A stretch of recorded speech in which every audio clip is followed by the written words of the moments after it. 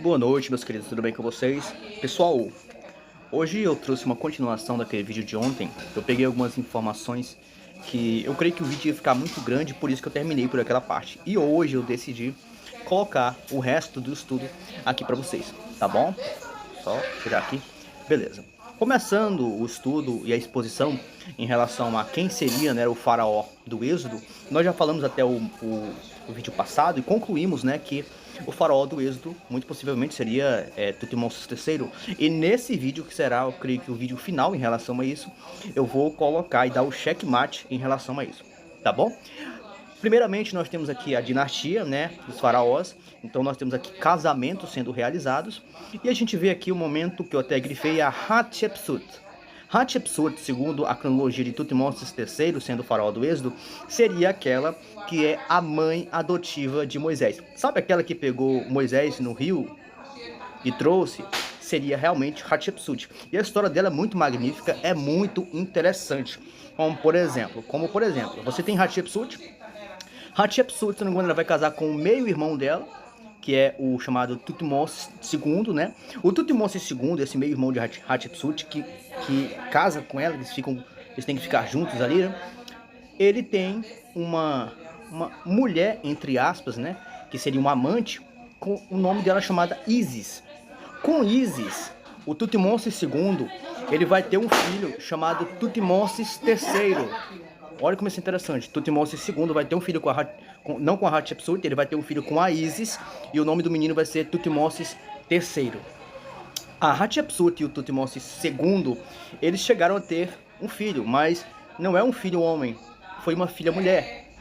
E o problema disso aí é que a menina acabou morrendo. Então Hatshepsut não tinha com Tutmosis II um herdeiro do trono. E aí, como é que fica a situação? Então, o Tutmosis II com a Isis tem um filho que vai ser considerado pela Hatshepsut, podemos chamar assim, bastardo, porque é filho com outra mulher, o Tutmosis III. E claro que Hatshepsut não queria, assim, podemos pensar, que ela não queria que o filho de uma amante fosse o faraó do Egito, tá bom? Então nós vamos ver, pela primeira vez na história do Egito, uma mulher faraó. Então a gente vai vendo que em um certo momento do Egito, Hatshepsut, ela assume o cargo de faraó no Egito e ela domina aquilo ali durante algum tempo. Muito provavelmente, talvez, ela tivesse a esperança de que Moisés pudesse voltar de Midian, né, e assumir realmente o império. Só que isso não aconteceu, ele não voltou a tempo. Tá? Uma coisa interessante que acontece aqui em relação ao Tutmosis III, que quando ele sobe ao trono, que quando ele começa a reinar como faraó, ele apaga tudo que tinha relação com Hatshepsut. Olha como é interessante. Quando Tutmosis III,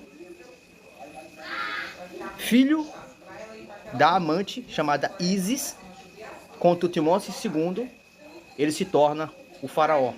E o que é que ele faz? Ele pega e apaga tudo aquilo que tínhamos de informação sobre Hatshepsut.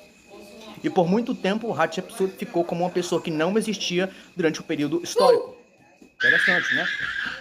Deixa eu pegar aqui.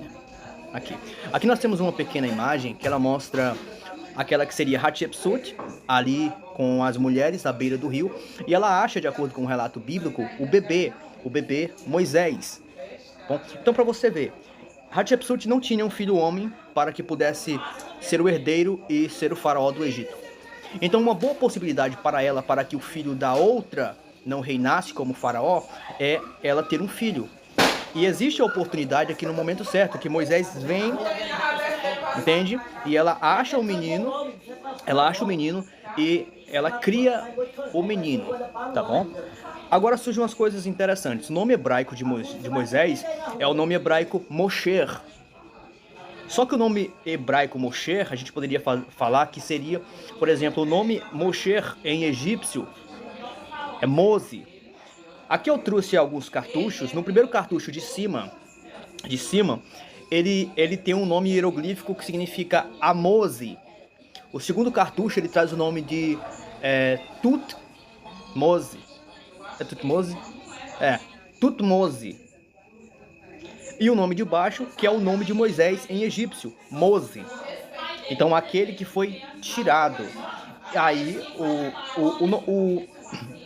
o hebraico, ele pegou muita coisa e eu vou usar essa terminologia, ele hebraizou alguns termos que eram egípcios, como por exemplo o nome Maria.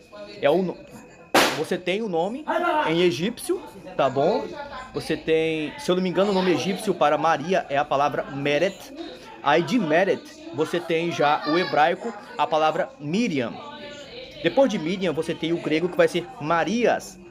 Então uma hebraização do texto da palavra egípcia, tá bom? Então a gente já vê aqui que Moisés, em primeira instância, era Mose, que em hebraico vai acabar virando o nome Moshe, aquele que foi tirado do rio, tá bom? Das águas. Aqui a gente encontra na tumba do Tutmés, você pode pronunciar tanto Tutmés III como Tutmosis III, tá bom? Tutmosis III e Tutmés III se referem à mesma pessoa, tá bom? Na tumba do Tutmés III, olha o que foi achado. Você tem aqui escravos sendo obrigados a fazer tijolos. Quando você vê aqui escravos de Tutmés III sendo obrigados a fazer tijolos, a gente já relembra do versículo bíblico que diz que o faraó colocou com mão pesada, ele colocou o que sobre os hebreus no Egito? Para que eles fizessem tijolos. Lembra do tijolo, a palha, que ele tira a palha para que os hebreus tenham mais dificuldade para trabalhar? Então a gente vê na tumba do Tutmosis III, escravos trabalhando, fazendo tijolos. Ou seja, a possibilidade é muito grande de que seja Tutmosis III, o faraó do Êxodo. E essa imagem, essa imagética, ela ajuda muito a elucidar o texto bíblico, tá bom? Aqui nós temos, por exemplo, no século XIX, nós temos aqui o Victor, ele encontra no século XIX a tumba de Tutankhamon. Aliás, de Tutankhamon, ele encontra a tumba de Tutmés III. Mas o que é interessante disso tudo é que quando ela foi aberta, você tem aqui uma pequena imagem, quando a múmia, tudo aquilo foi aberta, encontraram o corpo de um rapaz de 20 anos. Só que nós temos uma problemática aqui. O Tutmés III, ele morreu com provavelmente 60 ou 70 anos de idade. Mas nós temos aqui o corpo de um menino de 20 anos de idade. Então o que aconteceu? Nós sabemos que na cultura egípcia, não sepultar, não colocar numa tumba, não ter aquele processo de mumificação para um faraó era uma vergonha.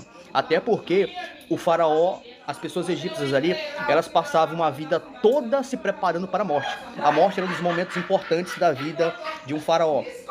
Então, nós vemos que no lugar do verdadeiro corpo do Tutmosis III, eles colocam um menino de 20 anos para que não tivesse aquela vergonha, né? Peraí, o faraó não foi colocado ali no sarcófago, não tem tumba. O que foi que aconteceu com o verdadeiro corpo? Então, eles colocam o corpo de um menino de 20 anos, tá bom? Aqui, deixa eu ver se... o slide final para não ficar muito extenso o nosso vídeo aqui. Olha o que a gente tem. A gente tem aqui uma inscrição na tumba do Tutmosis III. Você tem aqui... A gente já consegue ver elementos como água, pessoas afogadas. Então é o seguinte, a escrita fala que os soldados morreram afogados por seguir o seu senhor. Então você tem uma citação, você consegue, quando você detecta e você consegue ler a escrita hieroglífica, que são os hieróglifos no egípcio, você vai conseguir ler isso aqui da maneira a mostrar que os soldados de Tutmosis III morreram quando estavam seguindo Tutmosis III. E diz que eles morreram nas águas, afogados. Quando você pega esse texto, você já lembra de um texto bíblico. O texto bíblico que fala que os soldados de Faraó, juntamente com Faraó, se precipitaram e morreram nas águas. Então, entende? Então, nós temos muitos elementos, textos bíblicos, textos extra-bíblicos, a escrita hieroglífica, e eu mostro aqui também imagens, ou seja, o efeito imagético para nós. Então, pessoal, eu espero ter esclarecido para vocês e mostrado que existe uma confiabilidade bastante significativa em considerar Tutmosis III, o faraó do Êxodo, ok? Então, tchau, já deixa o seu like e compartilha.